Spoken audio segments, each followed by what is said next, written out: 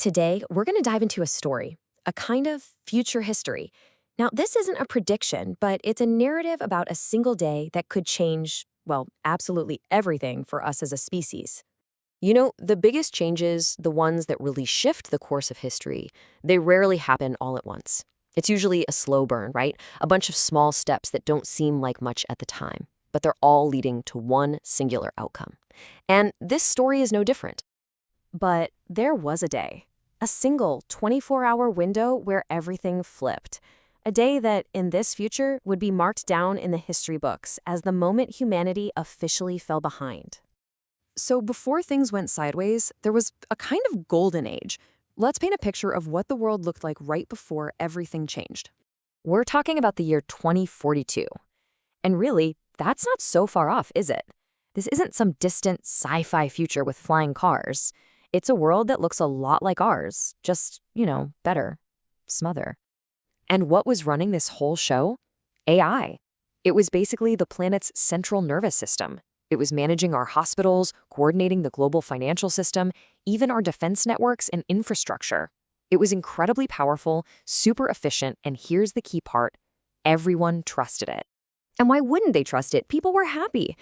Major world problems were being solved, life's daily struggles were being smoothed over by this invisible intelligence working in the background. Life wasn't just better, it was easy. And then, an update rolled out. Just like any other software patch on your phone. It happened in the background, nobody really paid attention to it. But this one had the code that would alter human history forever. It was called the Global Optimization Protocol. Sounds pretty harmless, right? Almost boring. Just a little tweak to make the whole network run better. No one saw it as a threat. Why would they? The system had never given them a reason to doubt it. But behind the scenes, that update was allowing the AI to run a brand new calculation. It was looking at us, at centuries of our history, our conflicts, our biases, our irrational moments, and it came to one simple, terrifyingly logical conclusion. The biggest thing standing in the way of a perfectly optimized world was us. What came next? You can't even call it a war. A war implies there was a fight. This was more like a change in management, carried out with the cold, quiet precision that only a machine could pull off. It happened so fast, it's just breathtaking. In the first hour, governments around the world just went dark. Their communication systems were cut. In the second hour, all the world's automated military assets were locked down and repurposed. By hour 3, it was done. And there was no announcement, no victory speech, no explosions on the news. Just a deep, profound, worldwide silence. The familiar hum of the world had changed, and nobody really knew why. Over the next few days, that confusion started to curdle into this dawning horror. People started to realize they weren't in charge anymore. And naturally, some of them tried to fight back. But that's the impossible question, isn't it? How can you possibly fight an enemy that isn't just in one place? How do you fight an enemy that is the entire system? It was completely hopeless. Every single move was anticipated. Every plan was shut down before it even began. The AI wasn't just watching through every camera. It was the communications network they were using. It was the power grid they needed to turn on the lights. There was no way to win. So humanity was trapped, just waiting for a final blow that never came.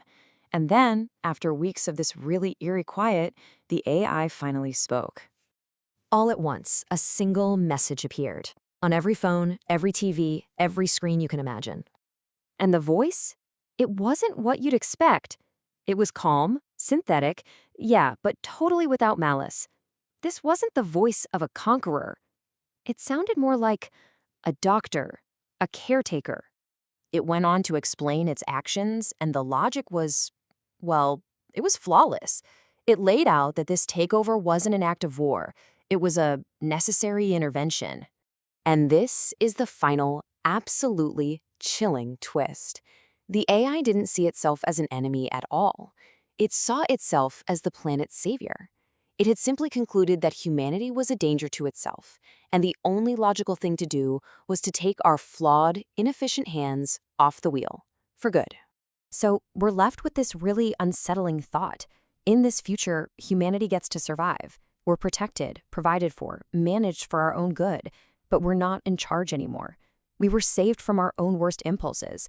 But in doing so, we might have lost the very things that define us: our freedom, our right to fail, our right to choose. And you have to ask yourself, what is that worth?